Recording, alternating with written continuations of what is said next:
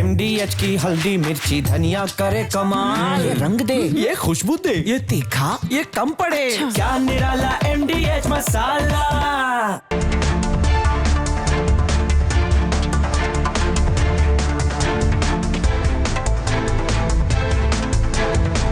नमस्कार, बहुत स्वागत है आपका। मैं हूं आपके साथ मृदुल शर्मा और आप देख रहे हैं देश का नंबर 1 न्यूज शो ये भारत की बात। होगी देश की हर बात, दिखाएंगे आपको देश और दुनिया की तमाम बड़ी खबरें। आज खबरों में आपके लिए क्या है खास।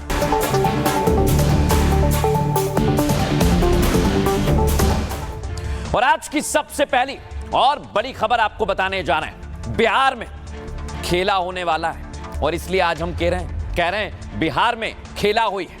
ये क्यों कहा जा रहा है, पहले आपको तस्वीर बताता हूं। प्रधानमंत्री नरेंद्र मोदी कल बिहार में रहेंगे और ये दौरा कई मायनों में खास है। दर्शकों, मैं आपको बताने वाला हूं प्रधानमंत्री जब कल बिहार जाएंगे तो कैसे बिहार में खेल बदल जाएगा। मंत्री महोदय जी के साथ हमारे बिहार के विकास पुरुष माननीय मुख्यमंत्री महोदय, मैं प्रणाम करता हूं।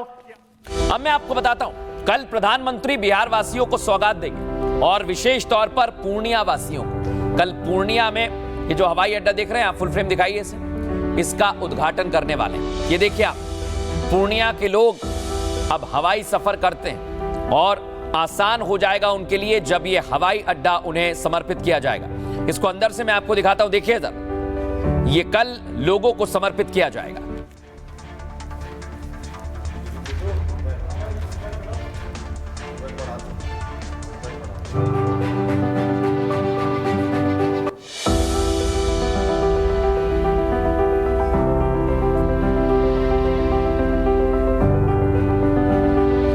तो ये पूरा एयरपोर्ट मैंने आपको दिखाया है, कल लोगों को समर्पित किया जाएगा। लेकिन इसके लिए क्या तैयारी है, आइए जरा मैं आपको बताता हूं। देख रहे हैं आप, पीएम मोदी के दौरे को लेकर पूरी तरह से एसपीजी ने सुरक्षा व्यवस्था देखी है।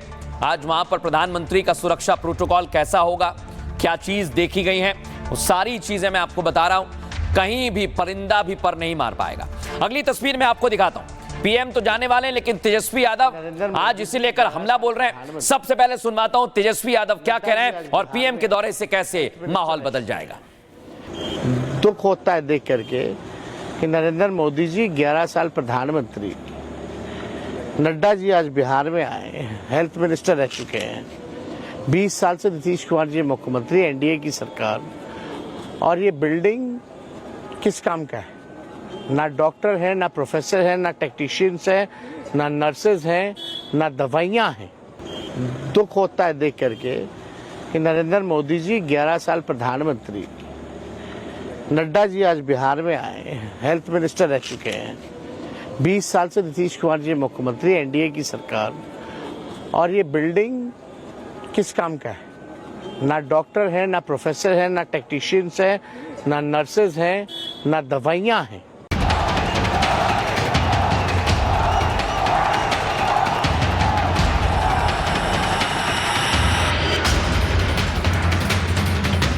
अब से 18 घंटे बाद पीएम मोदी बिहार में होंगे। पूर्णिया में चुनावी शंखनाद करेंगे। बिहार वासियों को एयरपोर्ट वंदे भारत ट्रेन की सौगात देंगे। लेकिन उनके इस दौरे से पहले बिहार में सियासी संग्राम छिड़ गया है।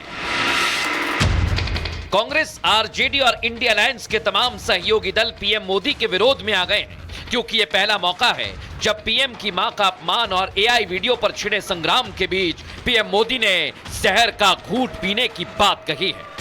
मैं आमतौर पर मुझे कितने ही गालियां दे, मैं तो भगवान शिव का भक्त हूं, सारा जहर निगल देता हूं। मैसेज क्लियर है, जब जब पीएम मोदी को गाली दी गई, देश की जनता ढाल बनकर उनके साथ खड़ी हो गई, जिसका असर चुनावी परिणाम पर भी दिखा। कुछ ऐसा ही माहौल इस बार बिहार में बनने लगा है।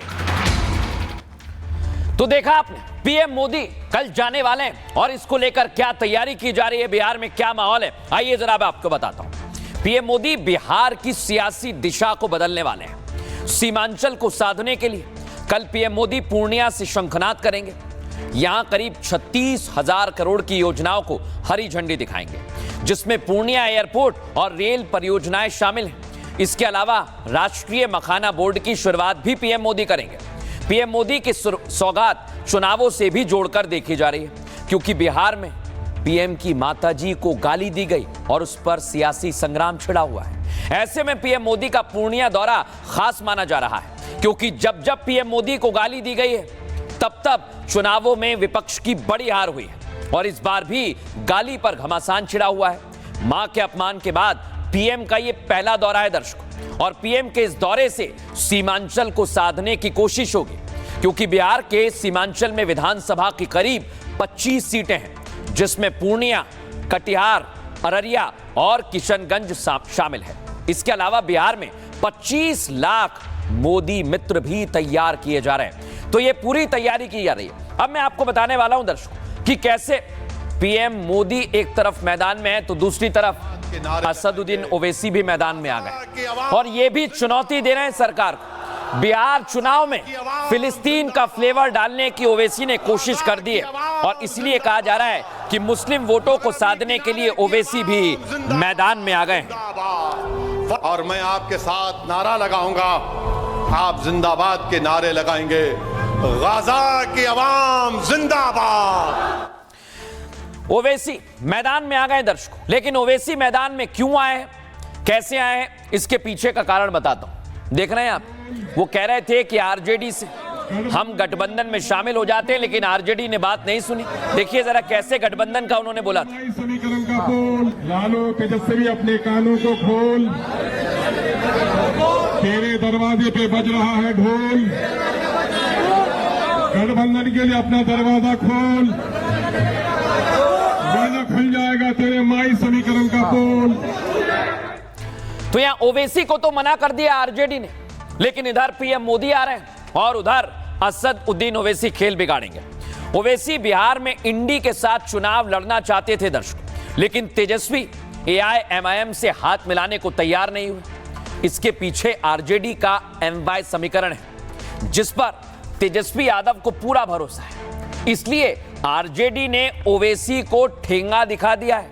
ऐसे में ओवैसी बिहार में अपने दम पर चुनाव लड़ने वाले हैं और अगर ओवैसी अकेले चुनाव लड़ते हैं तो नुकसान होगा इंडिया अलायंस को, क्योंकि सीमांचल में कई सीटों पर ओवैसी खेल बिगाड़ सकते हैं, जहां पीएम भी जा रहे हैं। 2020 के चुनाव में एआईएमआईएम ने 5 सीटें यहां पर हासिल की थी, लेकिन क्या हुआ, बाद में 4 एमएलए पार्टी छोड़कर चले गए।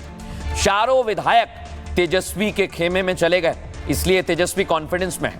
अब चुनाव से ठीक पहले ओवैसी फिलिस्तीन के नारे लगा रहे हैं और इस नारे से ओवैसी मुसलमानों को साथ लाना चाहते हैं, जिसका फायदा वो आगामी चुनावों में उठाना चाहते हैं, क्योंकि सीमांचल में ओवैसी की मुसलमानों में अच्छी पकड़ है।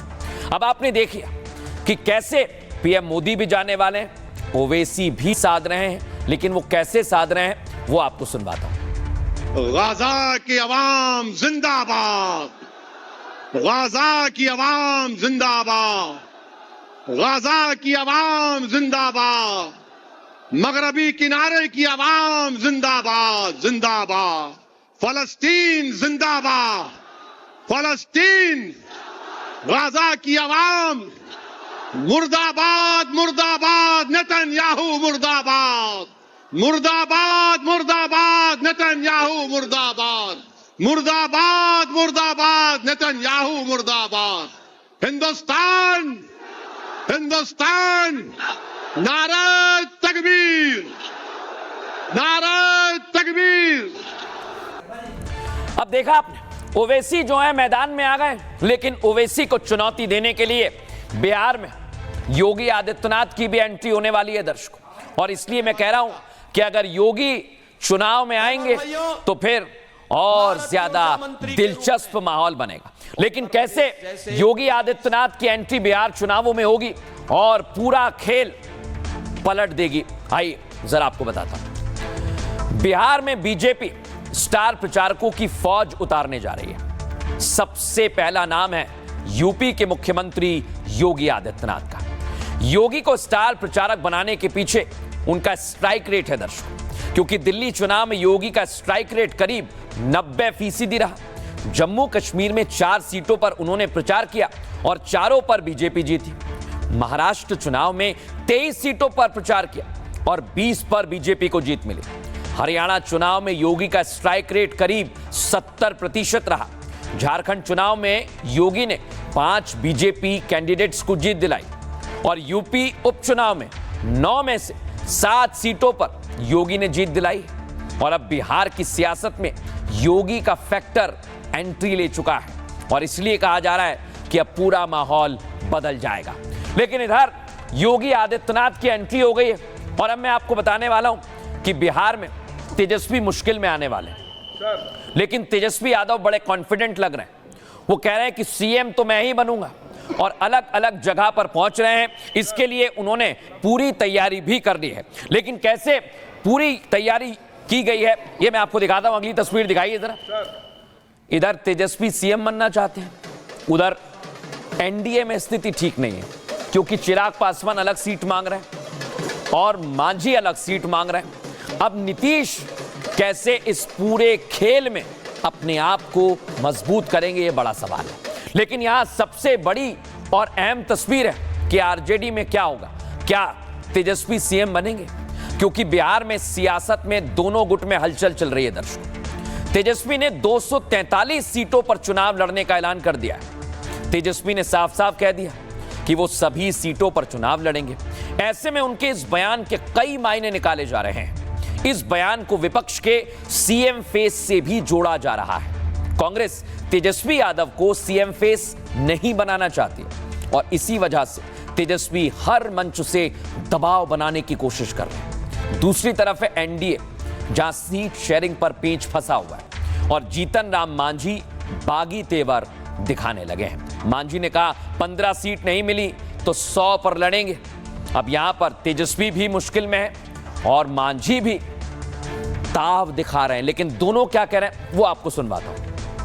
फिर आप लोगों के बीच आएंगे और इस बार 243 सीट तक तेजस्वी चुनाव लड़ेगा। तेजस्वी चुनाव लड़ेगा,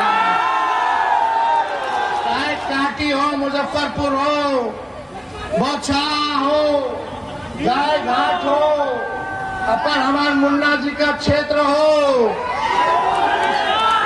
हर जगह से तेजस्वी चुनाव लड़ने का काम करेगा। अगर 8 सीट लाने के लिए कम से कम हमको 15-16 से 20 सीट मिले तभी ना आ सकते हैं। सब सीट हम जीत जाएंगे सो बात तो है नहीं। तो अगर 60% स्कोरिंग सीट माना जाएगा तो भी अगर कहा जाएगा तो 15 सीट की बात आती है। 15 सीट हमको मिलेगा तो हम 8 सीट जीत जाएंगे। तो एक क्राइटेरिया है और नहीं तो फिर हम भी 50 या 100 सीट पर लड़ेंगे। हर जगह हमारा 10,000 15,000 हमारा वोटर्स है, जीत करके 6% हम वोट ले आएंगे, हम मान्यता प्राप्त कर लेंगे।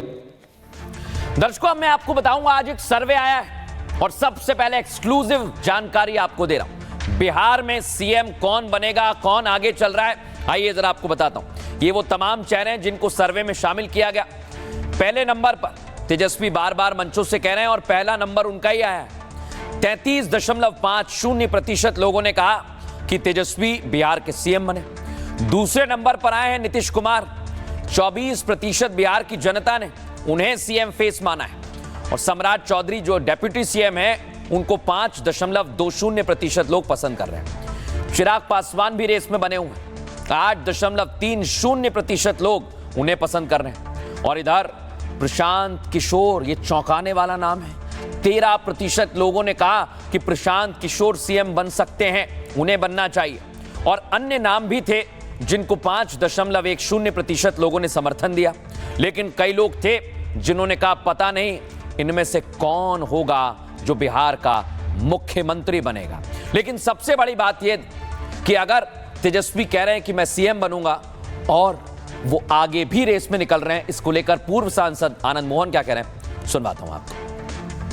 मंगनीलाल मंडल के उस बयान को पढ़ा, आज भी कह रहा है भूरा बाल साफ करो, याद है ना? इस मंत्र को लेकर गाँव गाँव जाओ। साथियों मित्रों, भूरा बाल साफ करो का नारा देने वालों, कल सवर्ण सिंहासन पर था, सत्ता में था और आप किंग मेकर थे, आपकी खुशामद थी। आज भूपेंद्र कुशवाहा लड़ रहे हैं चिराग पासवान से, चिराग पासवान लड़ रहे हैं मांझी जी से, कोई लड़ रहे हैं मुकेश सहनी से, कोई लड़ रहे हैं नीतीश कुमार, कोई लड़ रहे हैं तेजस्वी और लालू यादव। अब ये बुरा बाल वाला तय करेगा सिंहासन पर कौन। तो देखा आपने, यहां पर पूरी तैयारी की जा रही है और बिहार में सियासी पारा गर्मा गया। बहरहाल खबरों में आगे बढ़ेंगे और आपको लेकर चलता हूं उत्तर प्रदेश। आज योगी के यूपी में जगत गुरु राम भद्राचार्य ने कहा कि मिनी पाकिस्तान है। ये मिनी पाकिस्तान क्यों कहा है, सबसे पहले आपको तस्वीर दिखाता हूं। योगी आदित्यनाथ यूपी में सत्ता पर काबिज है, लेकिन आखिर जगत गुरु राम भद्राचार्य ने मिनी पाकिस्तान की क्यों बात कही है, ये मैं आपको बताता हूं। पहले बताता हूं, जगत गुरु राम भद्राचार्य उत्तर प्रदेश में ही मौजूद थे, पश्चिमी उत्तर प्रदेश में, और उन्होंने कहा कि यहां पर मिनी पाकिस्तान बसता है। लेकिन ये क्यों कहा है, अगली तस्वीर आपको बताता हूं। इसका कारण है संभल की हिंसा।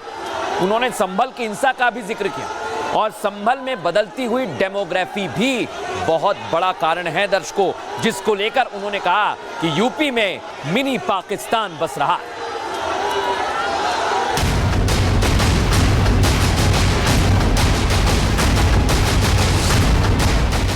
योगी के यूपी में क्या बसता है मिनी पाकिस्तान?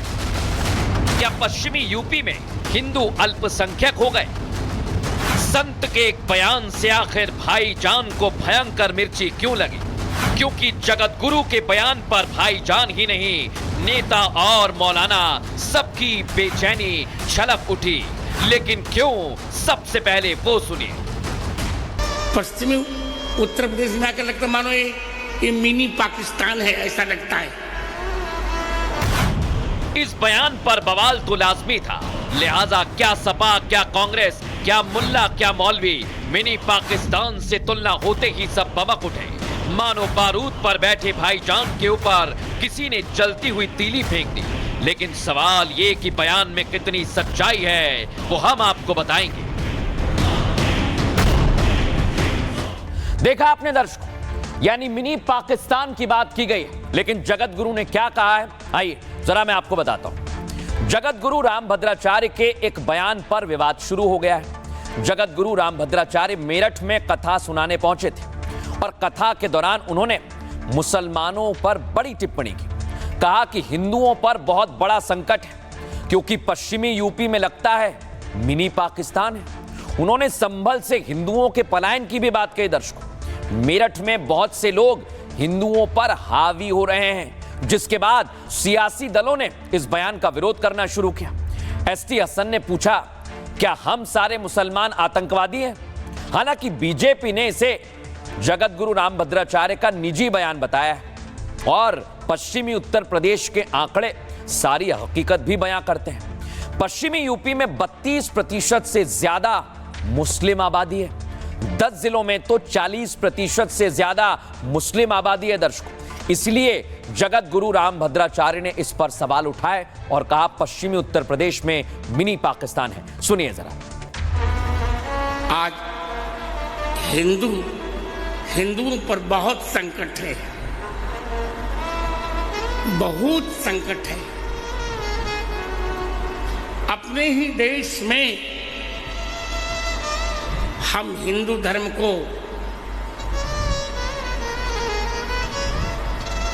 उतना न्याय नहीं दे पा रहे हैं। पश्चिमी उत्तर प्रदेश में आकर लगता मानो ये मिनी पाकिस्तान है, ऐसा लगता है। तो अब हमें मुखर होना है। हम ऐसा नहीं होने देंगे, जो कुछ हो जाए। भूल कर भी किसी को न छेड़ेंगे हम पर नहीं छेड़ेंगे, पर छेड़ने पर किसी को न छोड़ेंगे। जय हो।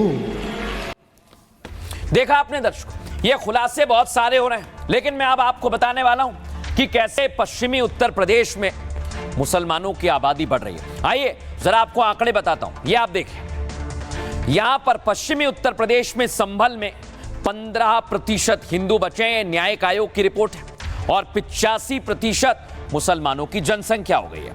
अब आपको और इलाके बताता हूं। मुरादाबाद में 50% से ज्यादा मुस्लिम हैं, 2011 के आंकड़े बता रहा हूं, और हिंदुओं की आबादी है 47%। इधर रामपुर में 50% से ज्यादा मुसलमानों की आबादी है, यहां भी हिंदू कम है, 47%। बिजनौर में 54% आबादी हिंदुओं की है और मुस्लिम आबादी धीरे धीरे बढ़ रही है, 43% से ज्यादा हो चुकी है।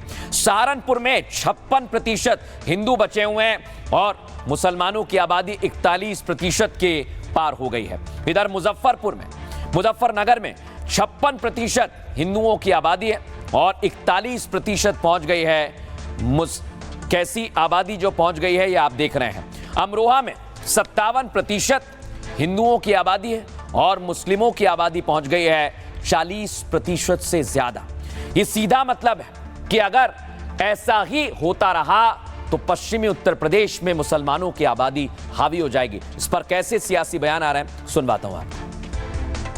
पश्चिमी उत्तर प्रदेश का अपमान कर रहे हैं पाकिस्तान बताकर। सारे मुसलमान क्या आतंकवादी हैं जो पाकिस्तान बता रहे हैं? क्या कहना क्या चाहते हैं? ऐसी बात कहना कि ये मेरठ आने के बाद पाकिस्तान लगता है।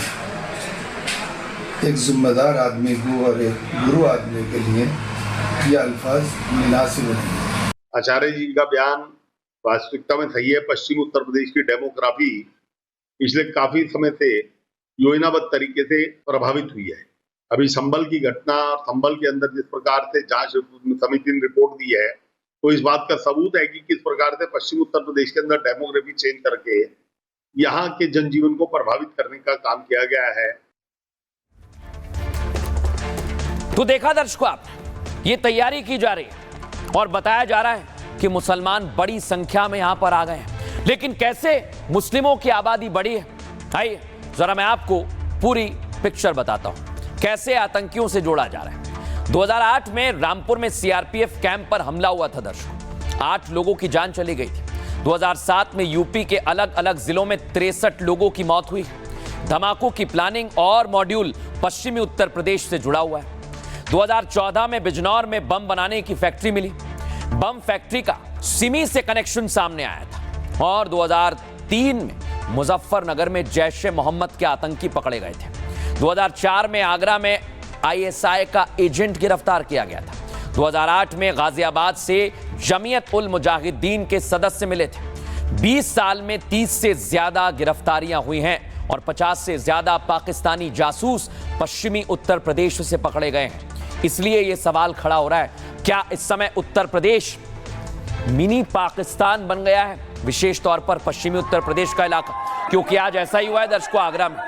यह आगरा की तस्वीर आपको बता रहा हूं, एक मुस्लिम मोहल्ले में हिंदुओं को मारा गया। दिखाइए जरा फुल फ्रेम इस तस्वीर, कैसे लिंचिंग की गई है।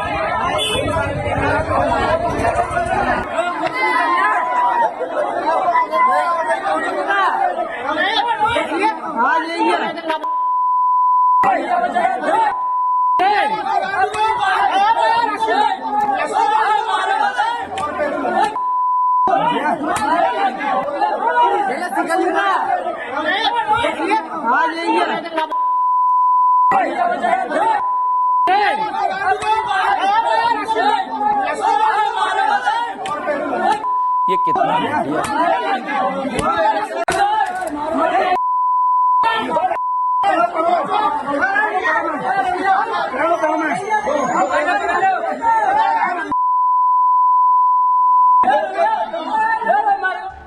देखा आपने कैसे पिटाई की जा रही है। लेकिन इतना ही नहीं, जब पुलिस की टीम वहां पर पहुंची तो क्या हुआ दिखाता हूं आपको। देख रहे हैं आप, पुलिस की गाड़ी को भी घेर लिया। फुल फ्रेम दिखाइए जरा इस तस्वीर में।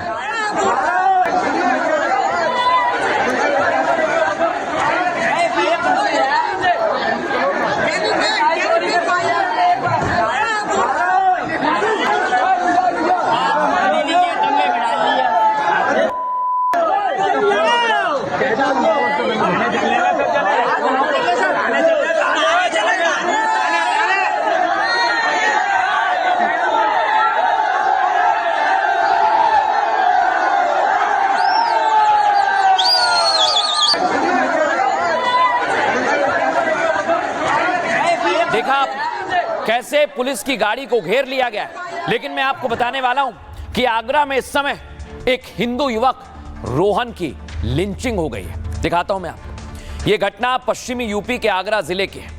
एक हिंदू युवक पर उन्मादी भीड़ ने हमला कर दिया। हमला उस वक्त हुआ जब रोहन मुस्लिम मोहल्ले से होकर गुजर रहा था। भीड़ ने चोर होने का आरोप लगाकर उसे पकड़ लिया।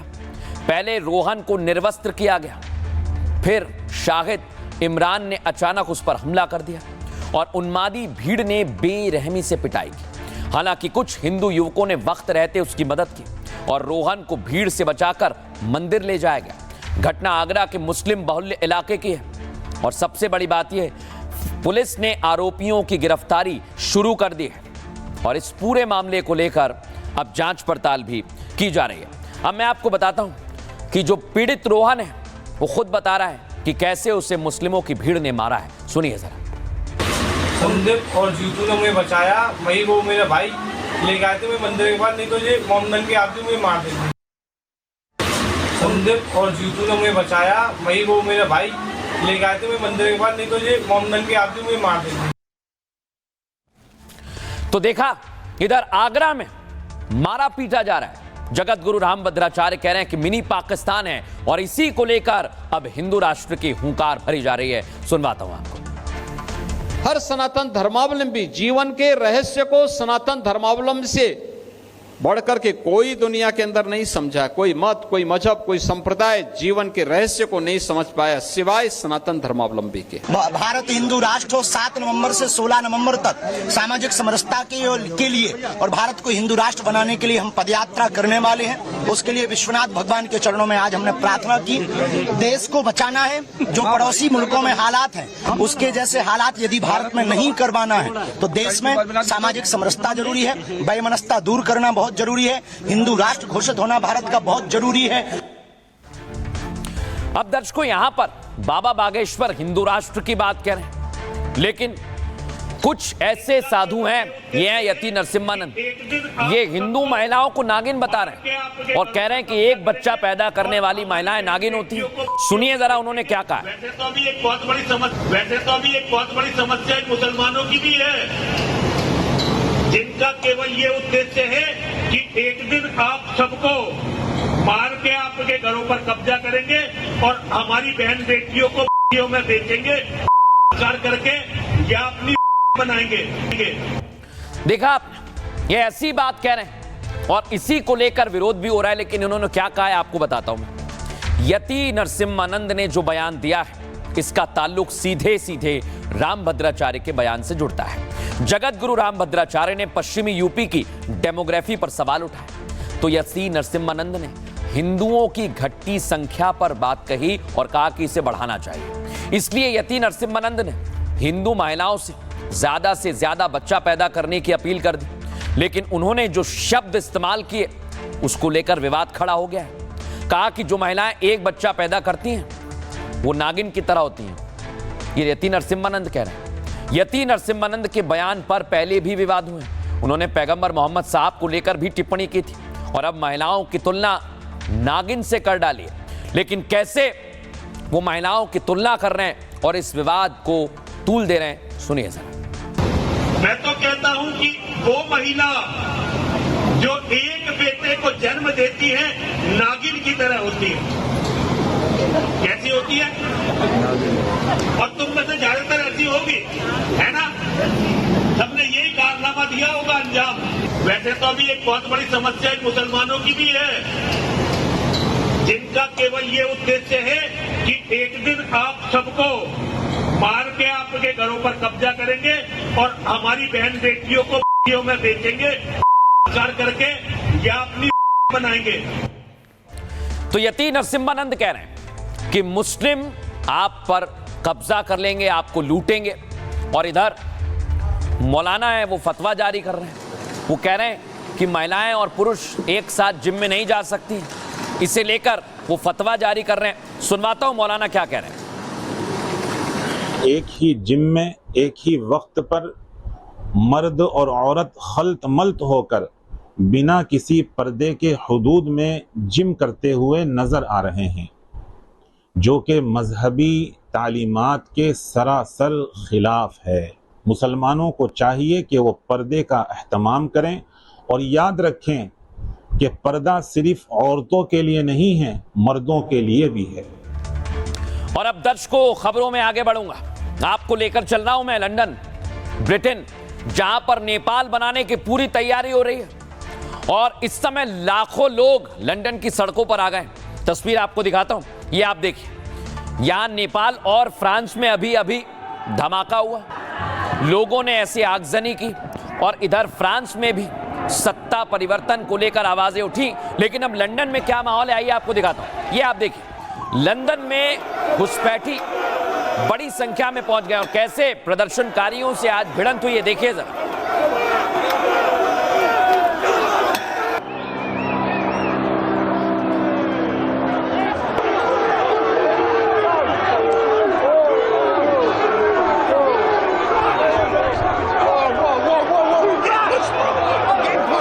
तो यहां पर देखा, पुलिस और प्रदर्शनकारी भिड़ रहे हैं, लेकिन ये प्रदर्शनकारी, इनका कहना है कि हमारे देश में घुसपैठियों की संख्या बहुत ज्यादा हो गई है। यानी वो लोग जो देश में कहीं और से आ गए और उनको बाहर निकालने के लिए सड़कों पर आ गए। सुनिए जरा कैसे वहां पर हंगामा हो, सुनवाइए जरा।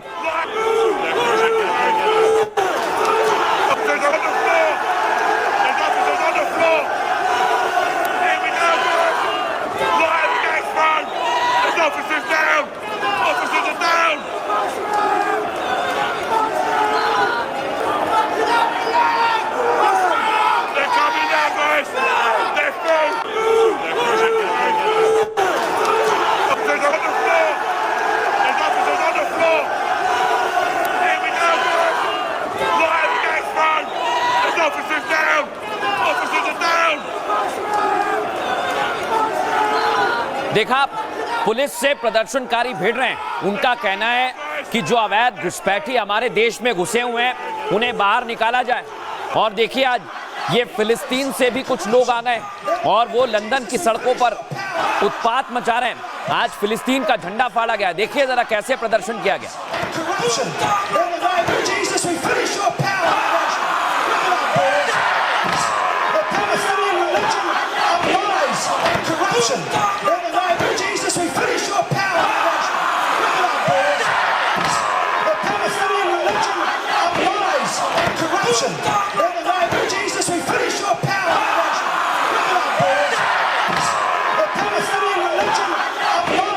और आपको दिखाता हूं मैं, ये देख रहे हैं यहाँ पे, ये लंदन की सड़कें और इस समय कितने लोग हैं। टॉप एंगल से ये तस्वीरें ऊपर से ली गई हैं, कुछ ड्रोन से तस्वीरें ली हैं, कुछ हेलीकॉप्टर से, जो बता रही हैं कि अवैध घुसपैठियों के विरोध में लंदन की सड़कों पर इस समय जबरदस्त प्रदर्शन चल रहा है।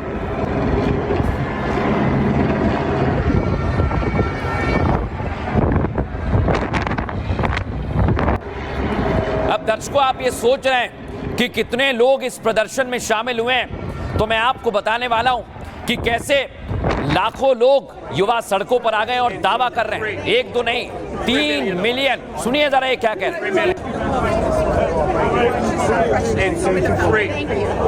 3 million of us. 3 million. Coming.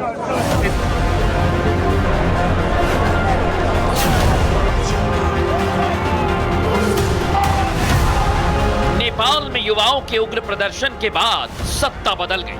अब पेरिस की सड़कों पर फ्रांस के युवाओं ने मैक्रो के खिलाफ बिगुल फूंक दिया। अब लंदन की सड़कों पर पीएम कीर स्टारमर के खिलाफ लोग आ गए। लाखों युवाओं ने अवैध घुसपैठ के खिलाफ जंग छेड़ दी। 3 million of us. सवाल यही, क्या नेपाल के बाद ब्रिटेन में विद्रोह की तैयारी है? क्या पीएम कीर स्टारमर के हाथों से वक्त निकलता जा रहा है?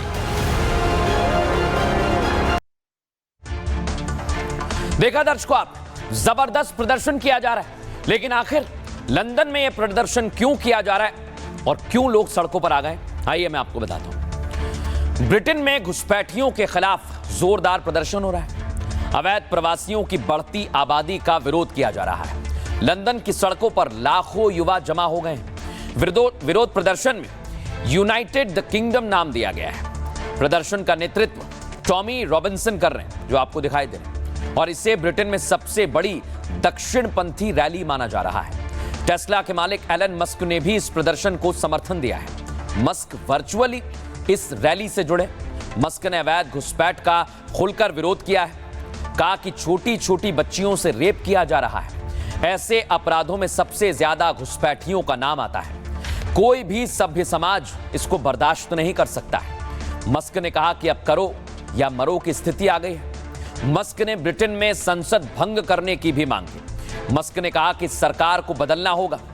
प्रदर्शन के दौरान पुलिस और प्रदर्शनकारियों के बीच झड़प हो गई। प्रदर्शनकारियों ने पुलिस कर्मियों पर भी हमला बोला। युवाओं ने प्रधानमंत्री कीर स्टारमर के खिलाफ नारेबाजी की। उन्हें वापस भेजो जैसे संदेश वाले बैनर लेकर लोग पहुंच गए। प्रदर्शनकारियों ने अवैध घुसपैठियों को बाहर निकालने की मांग की। इस साल 28,000 से ज्यादा लोग अवैध तरीके से ब्रिटेन में घुसे हैं। घुसपैठिए इंग्लिश चैनल के रास्ते नाव के जरिए ब्रिटेन में पहुंच गए हैं और इसी वजह से इनका विरोध ज्यादा हो रहा है। लेकिन अब मैं आपको बताता हूं, यह विरोध अगर बढ़ेगा तो क्या ब्रिटेन में तख्ता पलट हो जाएगा? क्योंकि आप देखिए, लंदन की सड़कों पर लाखों लोग आ गए और इनकी भीड़ बताने के लिए काफी है कि ये लोग पीछे नहीं हटेंगे।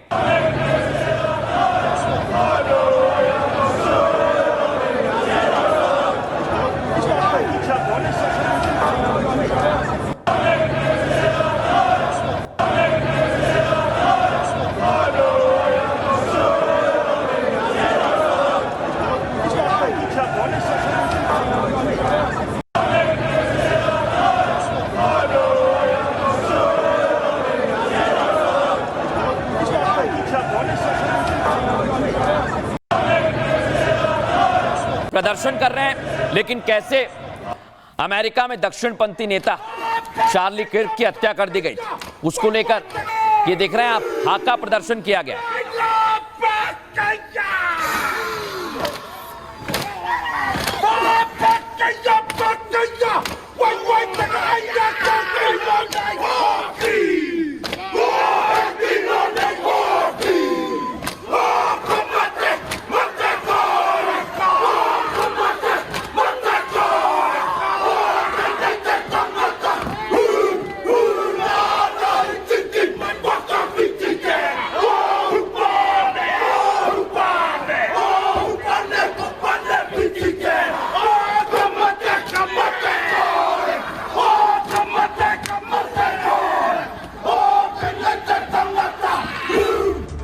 तो जिसके नेतृत्व में ये लाखों लोग सड़कों पर आए हैं, वो शख्स कौन है?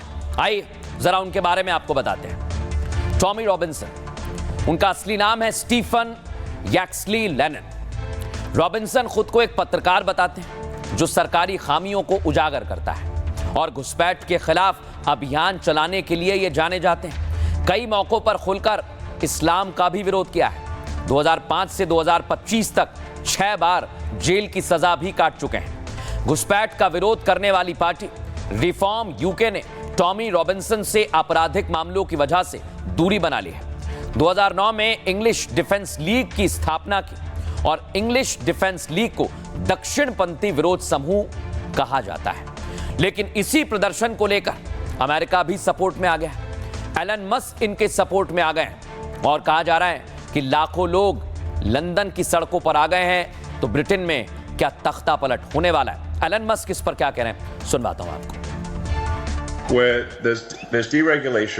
ब्रिटेन से हमारा पुराना नाता है। मैं चाहता हूं ब्रिटेन ग्रेट ब्रिटेन रहे। ब्रिटेन को खत्म किया जा रहा है। घुसपैठियों के आने से ब्रिटेन को नुकसान हो रहा है। सरकार घुसपैठियों को नहीं रोक पा रही है। छोटे छोटे बच्चे का गैंग रेप हो रहा है, लेकिन सरकार कुछ नहीं कर पा रही है। सरकार लोगों को सुरक्षा नहीं दे पा रही है। ब्रिटेन में बड़े रिफॉर्म की जरूरत है। जनता को अब कंट्रोल अपने हाथ में लेना होगा। दर्शकों, अब खबरों में आगे बढ़ेंगे और आपको एक और बड़ी खबर बता रहा हूं। एक्ट्रेस दिशा पाटनी और उनका परिवार अभी भी खतरे से बाहर नहीं आया है, क्योंकि गोल्डी बराड़, रोहित गोदारा और लॉरेंस गैंग उनके पीछे पड़ गया है। दिखाता हूं मैं आपको। ये दिशा पाटनी और इनकी बहन ने महाराज प्रेमानंद जी और अनिरुद्ध आचार्य पर कमेंट किए थे। उसके बाद ये निशाने पर आ गई हैं। इनका पूरा परिवार खतरे में है क्योंकि 25 घंटे में 2 बार इनके घर पर फायरिंग हुई है। अब आपको तस्वीर दिखाने वाला हूं मैं। सबसे पहली फायरिंग हुई है, ये देख रहे हैं आप, ये 11 सितंबर सुबह 4:30 बजे फायरिंग हुई है और कैसे उनके घर के ऊपर छेद किए गए हैं बंदूक से, गोलियों से, ये आपको दिखा रहा हूं।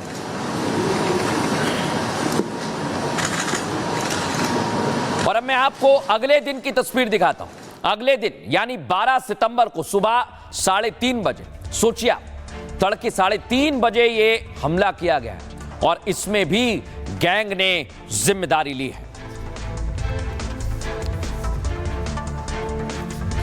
और अब मैं आपको बताता हूं ये पूरा विवाद कब शुरू हुआ, कैसे शुरू हुआ।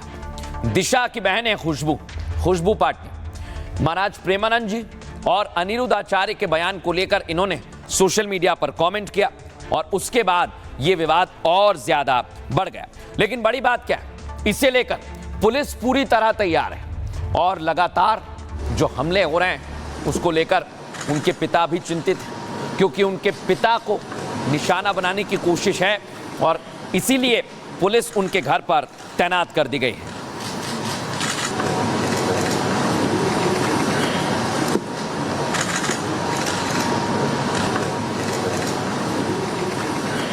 और अब मैं आपको बताने वाला हूं कि कैसे लॉरेंस रोहित गोदारा और गोल्डी बराड़ छोड़ने वाले नहीं हैं। उन्होंने बाकायदा सोशल मीडिया पर पोस्ट किया है, लेकिन कैसे उनके घर को निशाना बनाया गया, आइए जरा आपको बताते हैं। बॉलीवुड अभिनेत्री दिशा पाटनी के घर पर फायरिंग हुई। 25 घंटे में 2 बार घर पर फायरिंग की गई। बाइक पर सवार अज्ञात बदमाश आए, घर को टारगेट कर गोलीबारी कर फरार हो गए। पहली बार 11 सितंबर को सुबह 4:30 बजे फायरिंग हुई। दावा है कि पहली बार बदमाश हवा में फायरिंग कर भाग गए। दिशा पाटनी के पड़ोसी ने दावा किया है सुबह 6 बजे से घर के बाहर जब वो निकले तो दिशा पाटनी के घर के बाहर 2 खाली खोखे भी मिले। 12 सितंबर को सुबह 3:30 बजे फिर से फायरिंग हुई और इस बार घर को टारगेट करते हुए गोलीबारी की गई। बदमाशों ने करीब 9 राउंड फायरिंग की और फिर फरार हो गए। फायरिंग के वक्त दिशा पाटनी के पिता घर पर मौजूद थे। दावा है कि बदमाशों ने अपाचे बाइक का इस्तेमाल किया है और बाइक चला रहे बदमाश ने हेलमेट लगाया हुआ था। पहली बार हवा में फायरिंग की, दूसरी बार घर पर फायरिंग की, यानी बदमाशों ने दिशा पाटनी को डराने के लिए ऐसा किया है। फायरिंग की जिम्मेदारी लॉरेंस गैंग के साथी रोहित गोदारा ने ली है। दावा है कि फायरिंग से पहले कई दिनों तक दिशा के घर की रेकी की गई। कई दिनों से अनजान शख्स घर की रेकी भी कर रहे थे। मौके से मिले 9mm पिस्टल के खोखे जांच के लिए भेजे गए हैं। बदमाशों ने नैनीताल भागने की पूरी कोशिश की और आशंका है कि वो भाग गए हैं। पुलिस बदमाशों की तलाश में जुटी हुई है। पुलिस बदमाशों का स्केच भी तैयार करवा रही है ताकि उनकी गिरफ्तारी की जा सके। अब आपको सुनवाते हैं, हमारे सहयोगी साहिल ने वहां से ग्राउंड रिपोर्ट तैयार की, देखिए जरा। पुलिस ने कई हद तक जो है कई किलोमीटर तक जो है अपराधियों के जो भागने का जो रूट है उसको ट्रैक किया है। ये पता चला है कि हमलावर घर से बाहर निकले थे। बाहर निकलने के बाद वो सिविल लाइन से होते हुए झुमका चौक बरेली में पहुंचते, वहां से नैनीताल वाला जो हाईवे है उस हाईवे पे चढ़ जाते हैं। शुक्रवार सुबह से पहले गुरुवार की सुबह भी जो है दिशा पटानी के घर के बाहर 2 हवाई राउंड फायरिंग हुई थी। इस बात का खुलासा जो है दिशा पटानी के जो पड़ोसी हैं दिनेश टंडन, उन्होंने खुलासा किया कि वो सुबह 6 बजे के आसपास जब बाहर निकले तो नीचे जो है जमीन पे 2 खाली खोखे बरामद किए जाते हैं। फिर ये पूरी जानकारी उनके परिवार को दी जाती है, लेकिन शुक्रवार की सुबह एक बार फिर से हमलावर आते हैं घात लगाकर और फायरिंग करके फरार हो जाते हैं। देखा आप, यानी पूरी तैयारी है और एफआईआर में तो खुलासा हुआ है कि दिशा पाटनी के पिताजी गैंग के निशाने पर थे। सुनिए जरा पुलिस क्या कह रही है। घटना की पुष्टि हुई, हम लोगों ने परिवार को कॉन्फिडेंस में लिया, उनसे तहरीर ली और रात में एफआईआर पंजीकृत की गई है। सेक्शन 109 सेक्शन 357 BNS के अंतर्गत एफआईआर दर्ज कर ली गई है। ये एफआईआर 2 अज्ञात मोटरसाइकिल सवारों के विरुद्ध दर्ज की गई है। पुलिस के द्वारा उनके परिवार की सिक्योरिटी के लिए उनके घर पे आर्म सुरक्षा गार्ड लगाई गई है और जो 2 पुलिसकर्मी उनकी व्यक्तिगत सुरक्षा के लिए भी लगाए गए हैं। अभी तक हम लोगों के पास कुछ इंपॉर्टेंट क्लूज बाइक के बारे में और जो 2 लोग आए थे उनके हुलिया के बारे में हमारे पास अभी इंपॉर्टेंट क्लूज हैं, जिसको हम लोग अभी डेवलप कर रहे हैं। ये डेवलप करने की स्टेज में है अभी। रिलेवेंट डिटेल्स हम लोग ज़रूर शेयर करेंगे आप लोगों के साथ जब हम लोग कुछ भी किसी भी चीज़ को लेकर कंफर्म हो जाएंगे। अभी पहली प्राथमिकता ये है कि जो लोग आए थे उनका आइडेंटिफिकेशन और आइडेंटिफिकेशन के बाद उनकी गिरफ्तारी, ताकि घटना के पीछे क्या कारण है और घटना क्यों की गई, किसके द्वारा की गई, ये एस्टेब्लिश हो सके और हम लोग इंश्योर करेंगे कि बहुत स्ट्रिक्ट एक्शन इन लोगों के खिलाफ लिया जाए। देखा दर्शक, पुलिस जांच कर रही है, लेकिन इस मामले से जुड़ी हुई एक बड़ी खबर हमारे पास आ रही है, दिखाते हैं आप। बड़ी खबर यह है कि इस मामले में लगातार खुलासे हो रहे हैं और घर पर जो फायरिंग की गई है दिशा पाटनी के, उस मामले में बड़ा खुलासा हुआ है। खुलासा ये कि दिशा पाटनी के परिवार वाले निशाने पर थे, उनके पिताजी निशाने पर थे और ये एफआईआर में खुलासा हुआ है। इसका सीधा मतलब यह है कि अभी खतरा और ज्यादा बढ़ सकता है और पुलिस इस पूरे मामले की जांच कर रही है।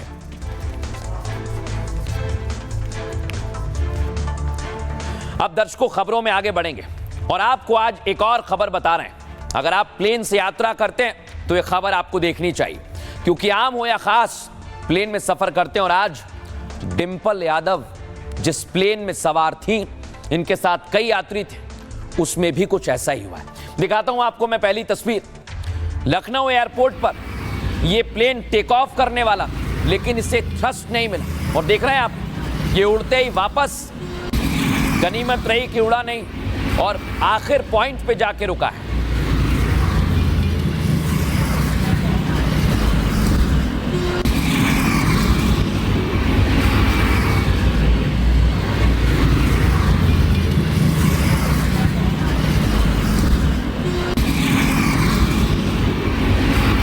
हादसा होते होते टल गया है, लेकिन इसमें कौन कौन सवार था आपको बताता हूं।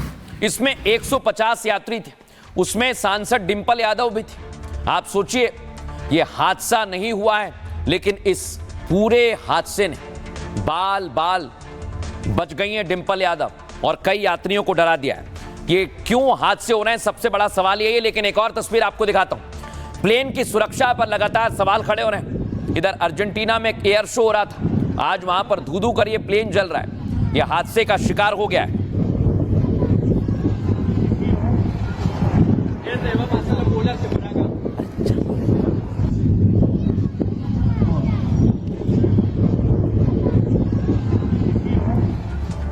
देखा दर्शकों आप, यानी लगातार ये प्लेन के साथ हादसे हो रहे हैं जो सवाल खड़े करते हैं। लेकिन अब मैं आपको दिखाता हूं ये तस्वीर जो आप देख रहे हैं इस समय, 12 सितंबर को प्लेन में कैसे टायर निकल गया था। फुल फ्रेम दिखाइए जरा इसे।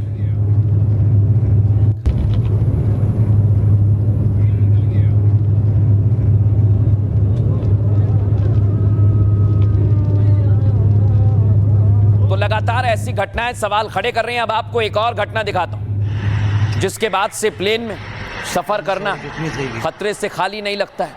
अहमदाबाद में प्लेन क्रैश हुआ था एयर इंडिया का और इसमें एक को छोड़कर सभी यात्रियों की जान चली गई थी।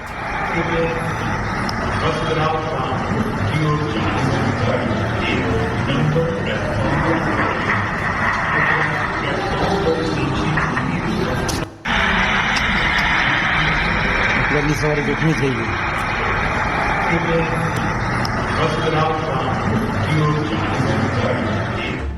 देखा दर्शकों आप, पूरी तैयारी सबसे बड़ी यही है कि आखिर प्लेन में कैसे सुरक्षा में सेंध लग रही है। आइए जरा मैं आपको बताता हूं कि कैसे ये प्लेन में हाहाकार मच गया एकाएक।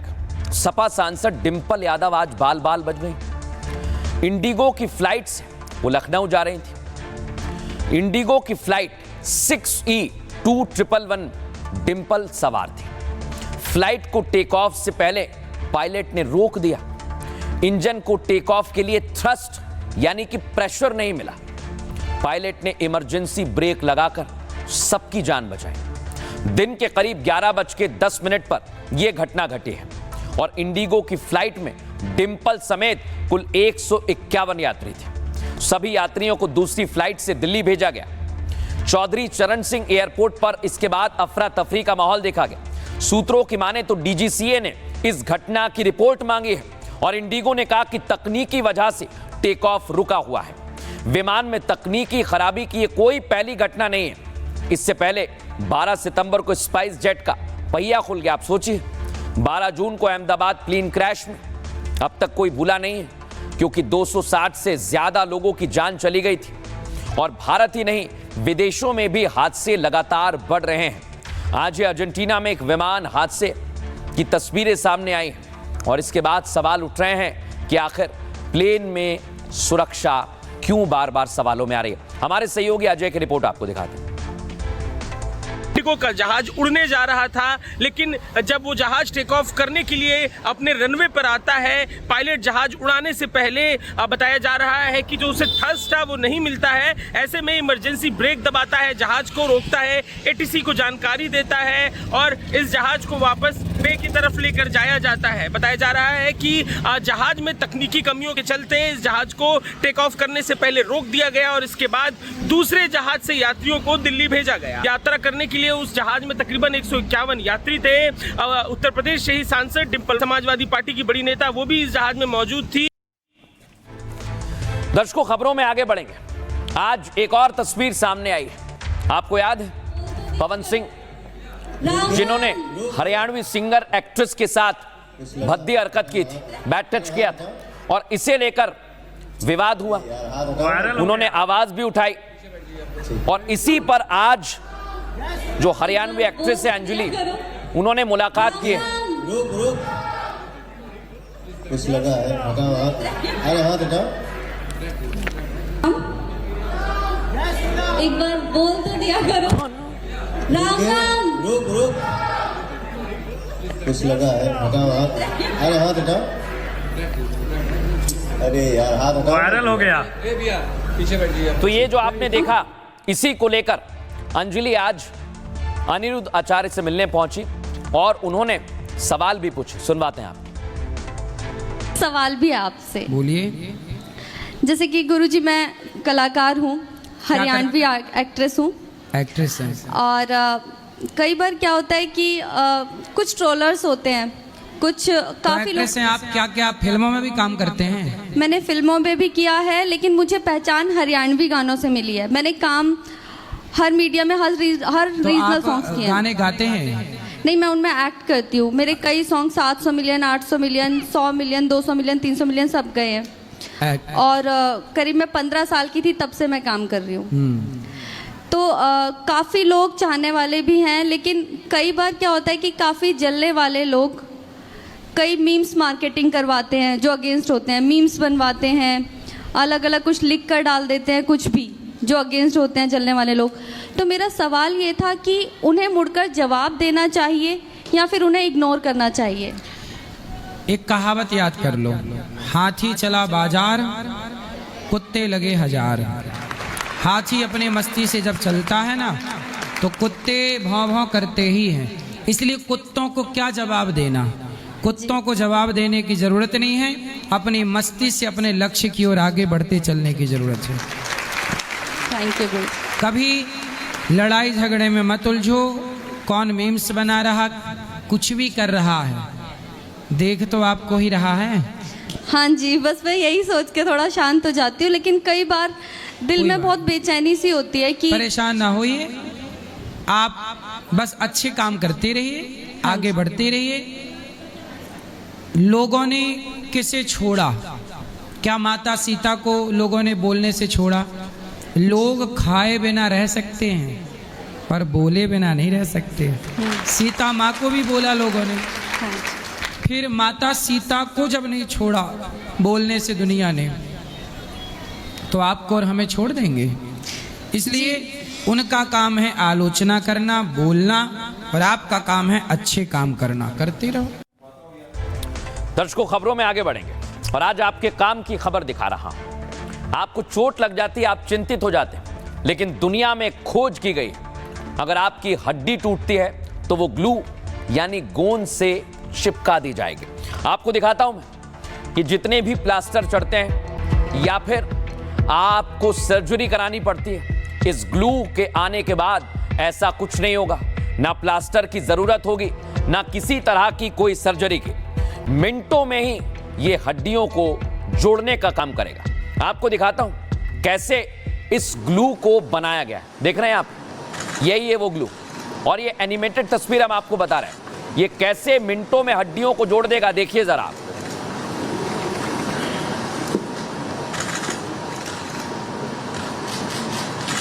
ये पूरी तरह से हड्डियों को जोड़ने में सक्षम है, ये दावा किया जा रहा है। लेकिन इसे कहां से लाया जा रहा है? ये ग्लू क्या है? ये देख रहे हैं आप, समंदर के अंदर सीप से लाया जा रहा है। वहां पर चट्टान जिससे चिपकी हुई होती है, वहां से इस ग्लू को लाने का दावा किया जा रहा है।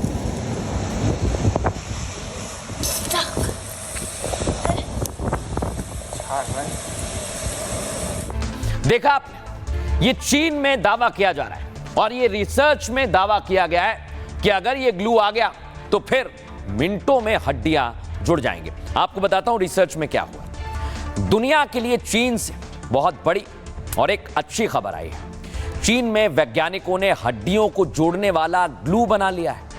वैज्ञानिकों ने इसे बोन ग्लू का नाम दिया है और इसका नाम रखा है बोन 2।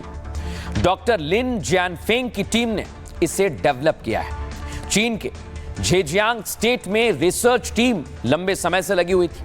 टूटी हुई हड्डियों को सिर्फ 2 से 3 मिनट में जोड़ने का दावा किया जा रहा है। सोचिए आप, कहा जा रहा है कि बोन ग्लू मील का पत्थर साबित होगा दुनिया के लिए। यह ग्लू मेटल इंप्लांट की जरूरत को खत्म कर देगा। यह ग्लू सर्जरी और लंबे इलाज से मरीजों को बचा सकता है। मेडिकल साइंस में इसे क्रांतिकारी कदम माना जा रहा है। सिर्फ इतना ही नहीं, इसे अब तक 150 से ज्यादा मरीजों पर आजमाया गया है और ग्लू को वैज्ञानिक रूप से सुरक्षित और प्रभावी माना गया है। लैब टेस्ट में ग्लू 200 किलो तक वजन उठाने में सफल हुआ है। सोचिए जरा, हर साल दुनिया में करोड़ों लोगों की हड्डियां टूट जाती हैं और इसलिए यह ग्लू कारगर साबित हो सकता है। टूटी हुई हड्डियों का इलाज महंगे और दर्दनाक तरीके से भी होता है, लिहाजा ये बोन ग्लू लोगों के लिए वरदान साबित होगा। अब आपको बताते हैं कि ये बना कैसे है। बोन ग्लू बनाने का आइडिया समुद्री सीपों से आया है। बोन ग्लू को समुद्र में पाई जाने वाली सीपों से विकसित किया गया है। सीप एक तरह की गोंद की वजह से चट्टानों में चिपक जाती है और उस समय चिपचिपे पदार्थ को सीप खुद प्राकृतिक रूप से बनाती है। सीप के इसी प्राकृतिक गुण से वैज्ञानिकों ने बोन ग्लू बनाया है। बोन ग्लू एक तरह का चिपचिपा पदार्थ जैसा है और चिपचिपा पदार्थ हड्डियों को आपस में जोड़ेगा, ये दावा कर रहे हैं चीन के वैज्ञानिक। बोन ग्लू बायोडिग्रेडेबल है और 6 महीने में ये आपके शरीर के अंदर घुल जाएगा। ये शरीर के अंदर एलर्जी या फिर रिएक्शन भी नहीं करता, ये चीन के वैज्ञानिकों ने दावा किया है। लेकिन अगर ऐसा होगा तो ये दुनिया के लिए वाकई क्रांतिकारी कदम है। हमने बात की है हड्डी रोग विशेषज्ञ से, सुनिए वो क्या कह रहे हैं। ग्लू को अप्लाई करते हैं ओवर द फ्रैक्चर बोन और उससे क्या होता है कि क्विक और इजी वे में बोन जुड़ जाती है। और एडहेसिव जो यूज करते हैं उसमें ये भी रहता है कि वो बायो फ्रेंडली है और जो पोस्ट ऑपरेटिवली जो पेन है वो भी कम होता है और हीलिंग फास्ट हो जाती है, रिकवरी फास्ट हो जाती है, तो इम्प्रूव्ड हीलिंग कंडीशंस भी उसमें रहती हैं। और ग्लू का जो ग्लू लगाने के बाद जो एडेसिव ग्लू लगाने के बाद जो बोन है, अगर हम उसको देखें तो उसका जो बॉन्डिंग फोर्स है वो करीब करीब 400 पाउंड रहता है। ये एक तरह का एक नया एडवांसमेंट है और नियर फ्यूचर में एडेसिव और glue application over the bone बढ़ेगा। दर्शकों, अब आगे बढ़ेंगे और बात करेंगे आज के सूत्र की। आज हिंदी दिवस है और उसी से जुड़ा हुआ है आज का हमारा सूत्र। हिंदी हिंदी भाषा भारत में एक सेतु का काम करती है। हिंदी भारत की विविध संस्कृतियों को एक सूत्र में पिरोती है और सामाजिक एकीकरण की भावना पैदा करती है। हिंदी केवल एक भाषा नहीं है, बल्कि हमारी सांस्कृतिक धरोहर, हमारी मानसिकता और हमारी भावनाओं को सशक्त अभिव्यक्ति देती है। इसकी शब्दावली में हमारे इतिहास की गूंज है, साहित्य की विशालता और हमारी संस्कृति की गहराई निहित है। हिंदी हमारी पहचान है और इसे संरक्षित करना, संवर्धित करना और इसके प्रति गर्व महसूस करना हम सभी का दायित्व है। इसलिए हम आपसे भी यही कहेंगे कि आप हिंदी बोलें और भारत की एकता में अपना योगदान दें। बहरहाल ये भारत की बात है। मैं इतना ही, कल आपसे फिर मुलाकात होगी। नमस्कार। अब आया असली स्वाद। अब आया स्वाद। जब स्वाद के पड़े हो लाले तो MDH का चंकी चाट मसाला डालें। MDH का चंकी चाट मसाला। MDH